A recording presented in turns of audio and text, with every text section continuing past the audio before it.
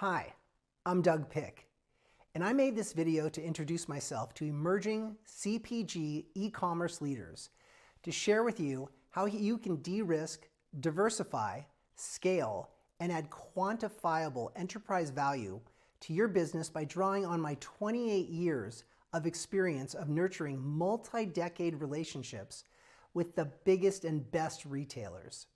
So if you're ready to learn more, I encourage you to buckle up because we've got a lot of ground to cover. All right, I'd like to begin with an amazing and rather vulnerable comment by Jeff Bezos, and I quote, Jeff said, "Amazon is not too big to fail." So I've got to ask you, how is your business any different? The cold, sobering truth is that, unfortunately, it's not. Let's face it, running an e-commerce CPG brand of any size is tough and seems to getting more daunting every day. For starters, your costs across the board, from labor to marketing to freight, are constantly rising. With Amazon, when you least expect it, their system glitches can wreak havoc on your company and confuse your loyal customers by erroneously deactivating your best-selling items. And then there's your competition. They're dead set on putting you both out of business by trying to capture market share through a bloody race to zero strategy where profits have all but evaporated. And from a personal standpoint, you're always out of time, finding it difficult to fall asleep and stay asleep, only to wake up with gut-twisting anxiety and feeling that you don't know what landmines are going to explode at your feet next. And perhaps worst of all, that passion and optimism that you once felt has turned into frustration and lack of clarity. Sound familiar? If so, I can state with certainty that you're doing one of two things really well. You've either mastered how to turn those lemons being hurled at you into sweet lemonade and growing, or succumbing to the market forces and being squeezed like a viper that mercilessly subdues its prey. So now you're probably wondering, who the heck are you to comment on my business and life? Well, I can, because in many ways, I was you. You see, for not 5 years, 10 years, or even 15 years, but for more than 25 years, I lived, ate, and breathed my own CPG company. And I'm blessed to share that in the end, I had the good fortune to succeed beyond my wildest dreams. I'm also here to tell you that there are promising pathways available to you right now if you're authentically open to working hard, doing things differently, and engaging a proven leader like me. So now that we have a bit of a baseline, please allow me to properly introduce myself. Again, I'm Doug Pick, and for 26 years, I served as the driving force, founder, owner, self-financier, and CEO of the debt-free, vertically integrated Heroes Earplug enterprise. My journey was filled with memorable highs as well as mind-numbing lows, yet with pit bull-like determination, an always positive attitude, and lady luck riding shotgun, I dug deep, found the way forward, and beat the odds. From launching my startup from my one-bedroom apartment in Los Angeles and investing everything I had, which by the way was $15,000, to selling over 500 million earplugs as a result of scaling not one, but two nationally best-selling brands, as well as designing and supplying leading national retailers with their store brand assortments, and with a focus on being a pioneer with first-to-market innovations and increasing profits. It's crazy to think that from scratch, I built a state-of-the-art manufacturing, assembly, and logistics facility in Mexico, capable of producing 120 million earplugs annually. That was a grind, but with determination, my team created something really special. And because one of my superpowers is B2B sales, I'm also proud to have built an omni-channel distribution company. It was no accident that by personally creating and presenting literally hundreds of retailer decks, over time, I enjoyed becoming a trusted CPG leader that nurtured long-standing relationships with dozens of local, regional, and national retailers, including Walmart, Target, Walgreens, CVS, Kroger, Whole Foods, and Amazon. Believe it or not, after sending just one email to Jeff Bezos, I created an entry point and paved a path to produce the first Amazon Basics earplug. All of that said, the pinnacle of my journey occurred just a few years back when a $16 billion private equity fund knocked on my door and after 8 grueling months of due diligence, acquired all of my company's assets. So after taking a little bit of time to chill, think through my next chapter, and bounce ideas off my advisors, I realized I have unique, leverable experience, expertise, a loyal network, and a respected reputation that could bring real value to hard-charging e-commerce brands like you to de-risk, diversify, scale, and create real enterprise value through traditional retailer channels.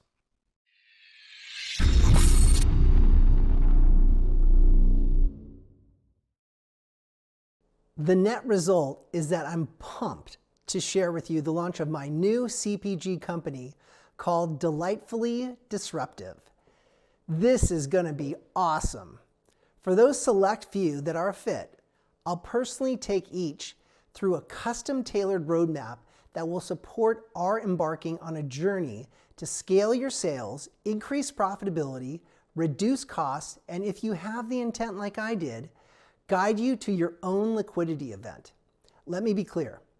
You'll work directly with me so I can help ensure you and your team make the right moves and avoid what I call the kisses of death, or KODs. Together, our mission will be to be delightfully disruptive in your market because, you see, the winning formula in CPG, and really any business, is to delight the customer and disrupt the competition. Sound exciting? I hope so. Sound easy? I hope not. Because to succeed with national retailers, you'll need to bring big commitment and loads of patience, as there's a ton I'll need to download you on in order to ensure you profitably succeed in what I affectionately call the game of retail. If anything I've said so far resonates, I'd like you to join me for the balance of this video as I walk you through my proven system to help you earn access to tens of thousands of retailer doors and tens of millions of new customers. And if at any time you feel ready to have a one-on-one chat to discuss hiring me, feel free to click the button below to begin the process to apply for a free exploratory call. I hate to say it, but unfortunately the biggest kiss of death that e-commerce brands can make in their zeal to gain brick-and-mortar distribution is failing to recognize they don't know what they don't know about how to approach, sell, onboard, ship, service, and continue to earn the business of local, regional, and national retailers. As an e-commerce leader, I'm sure you're familiar with CAC, CPC, AOV, and LTV. Simple enough, right? But can you tell me what MABD, MDF, and UPSPW stand for? Probably not, right? That's okay, because as your trusted retail advisor, it's my job to mentor and teach you. As your professor in a Retail 101 course, I'm now going to drill down on these 3 acronyms so you can begin to understand why they're important to national retailers, which in many regards is a night and day difference from e-commerce, and learn their critical implications so you can avoid costly pitfalls. First, MABD stands for must arrive by date, for when a purchase order must arrive into your retailer's distribution centers.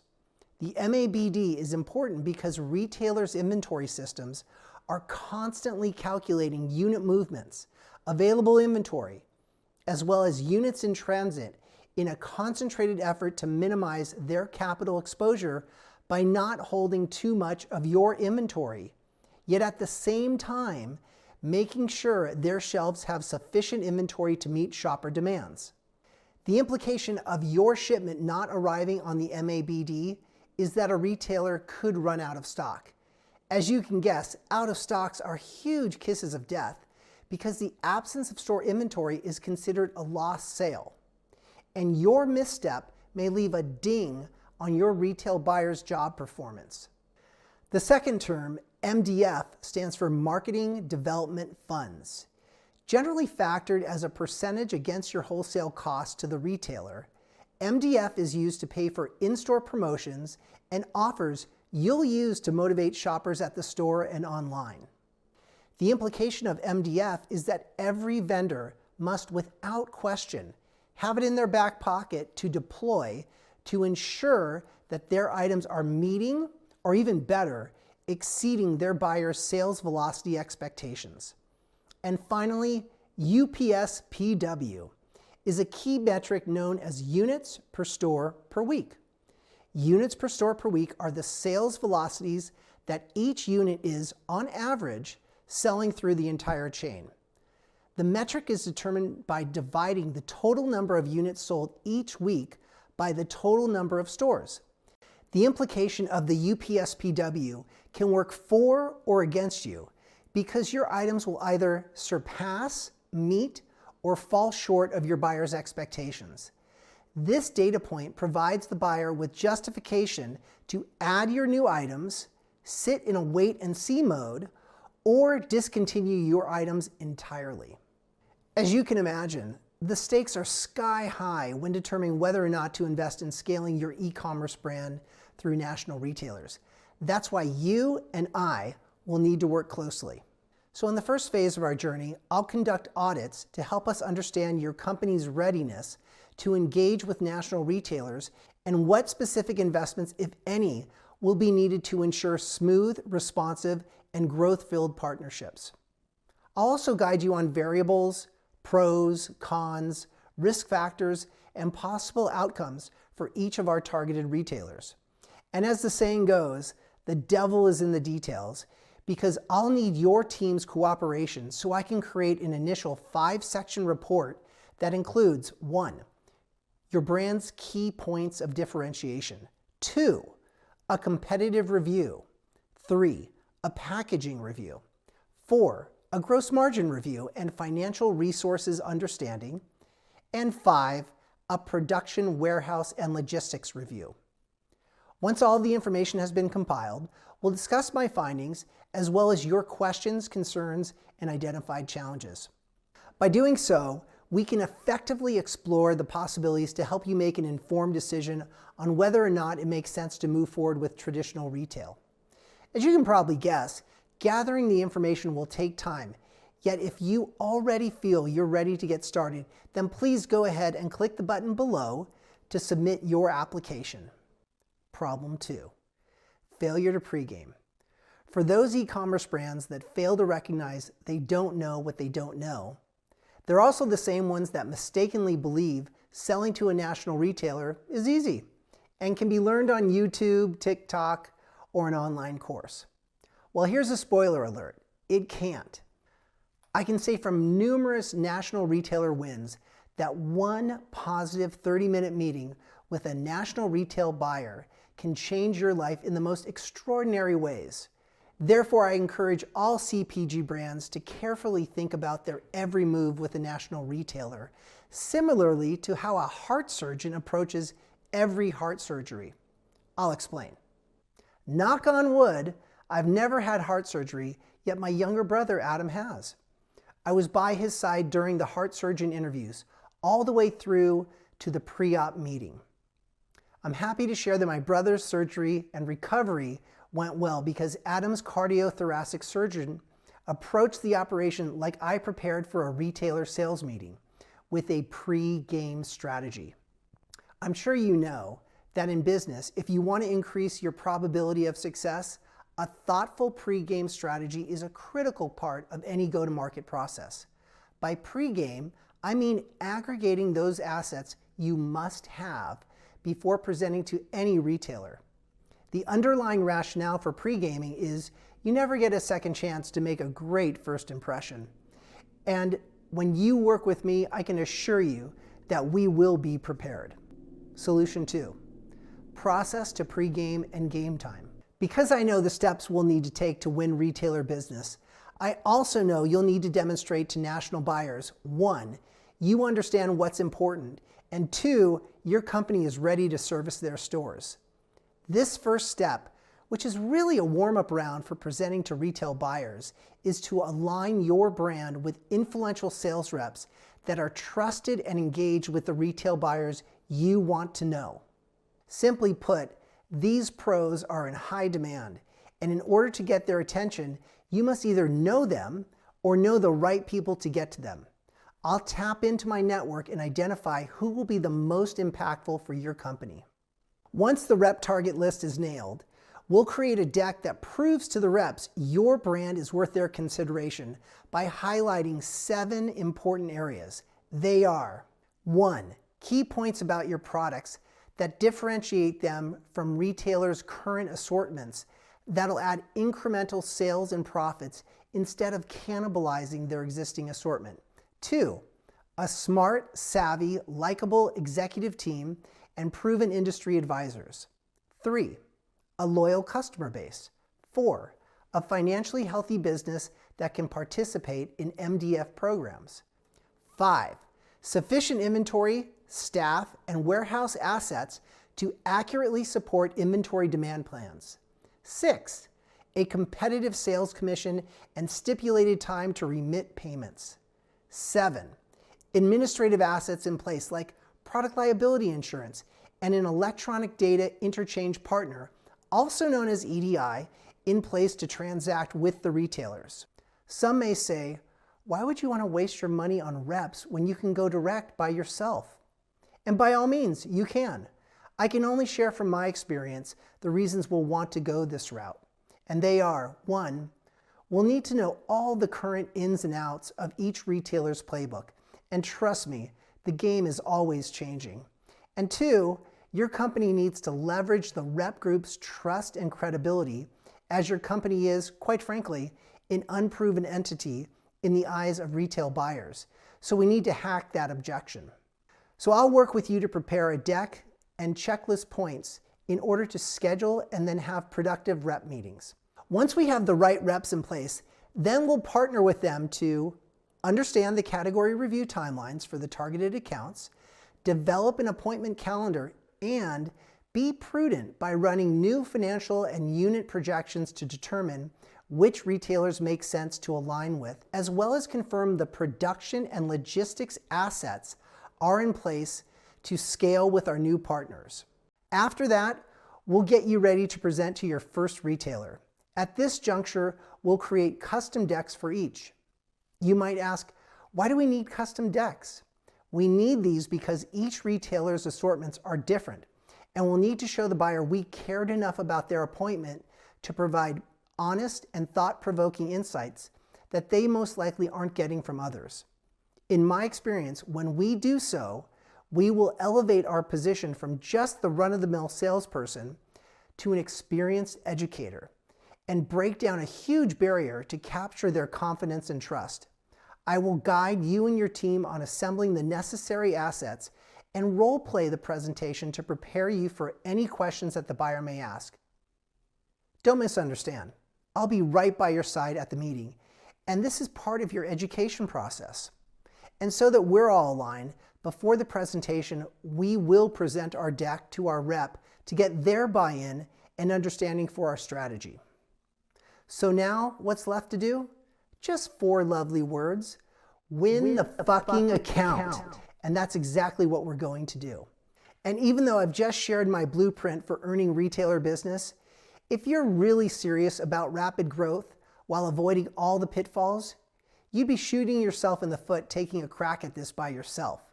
Because while you might be able to craft a solid presentation, without the players to guide you through planning, to design, to execution, your game day could end up looking like one of those tough-to-watch episodes on Shark Tank. And seriously, without even knowing what you did wrong, you could stumble to the point where you could potentially keep yourself out of consideration for years. And I know you don't want to do that. When we work together, I'll teach you how to win the hearts of buyers, and equally important, position yourself as a new subject matter expert so you can earn distribution for your products in tens of thousands of stores. And again, at this point, if you are getting the value I bring and are ready to start charting a course with me right away, go ahead and click the button below to fill out an application. Problem 3, failure to execute, service, and grow. Okay, so now I want you to close your eyes and imagine we just made a flawless presentation to the target buyer. And although it's rare, she told us point blank how much she loved our program and planned to add our items to her national set. Do we celebrate? For now, I say we just give each other a high five, yet recognize our work has only just begun because we need to avoid the final kiss of death, and that is a failure to execute. Your company's failure to execute could start as simple as not completing the new vendor form, to not sending in samples, and worst of all, failing to ship the customer's orders complete and on time. If your company fails to execute for Target or any other retailer, not only will it be excruciatingly painful because your company could lose the account and receive costly chargebacks, your company could also in an instant destroy the trust and credibility we worked so hard to initiate with buyers and reps. And guess what? There is a long line of others just chomping at the bit to service Target with their goods. Solution 3, A+ execution is the only passing grade. When I owned my company, we never had any execution issue at Target or any other retailer because I made damn sure we were meticulous about our performance. And just in case you didn't know, your company's performance will be constantly monitored with the vendor scorecard. So let me be clear, A+ execution is the only passing grade, which ties back to an earlier section of this video. When we prepare for this new vertical thoughtfully and with precision, things ought to go well. I'll wrap up by taking you through the final execution elements of how your company will succeed in the first year of a relationship with a retailer and what it takes to maintain your spot on their shelves for a second year. Picking up from our imaginary and successful Target meeting, it's game on to 1. Follow up to confirm with the buyer what items are of interest for approval, the specifics of our program that include the items, payment terms, freight policy, MDF percentage, promotional calendar, and other startup expenses, including new vendor and item fees. 2, complete all new vendor and item forms, as well as have Target added to your product liability policy as an additional insured. 3, set up and confirm the electronic data interchange is operational. 4, ship the necessary samples so the products can be configured for the shelves. 5, learn from the buyer how many items and stores your products will be rolled out to, what the opening order quantities will be, when the purchase orders will be released, and double confirm what the approximate units per store per week velocity expectations are. 6, prepare the initial order inventory and demand plan for follow-on orders and ship complete and on time. Then do this week after week after week after week. You know, one of the beautiful things I hope you'll love as I do about shipping to retailers versus consumers is that we're going to be shipping high-value cases to distribution centers instead of smaller dollar single packages to homes where the innumerable variables can only cost you money. The process with shipping to retailers normally goes pretty smooth. So as long as your company follows what all parties agree to and your items sell well, with my guidance, your company will be perfectly positioned for the next category review where the discussion of an expanded partnership could make sense. Together, we will have won the game of retail and succeeded in scaling your business by adding a fresh new stream of profit, welcome new inline customers to your brand, and built real enterprise value. Finally, now we can celebrate. In closing, I hope you found value for your time getting under the hood with me on how a calculated plan expanding into traditional retail can serve to de-risk, diversify, and scale your business while creating real enterprise value. So if you're operating an emerging, profitable CPG brand and seriously thinking about venturing into traditional retail, yet want to have the confidence and peace of mind you'll have with a proven CPG pro on your side of the desk, then I encourage you to click the button below and fill out an application.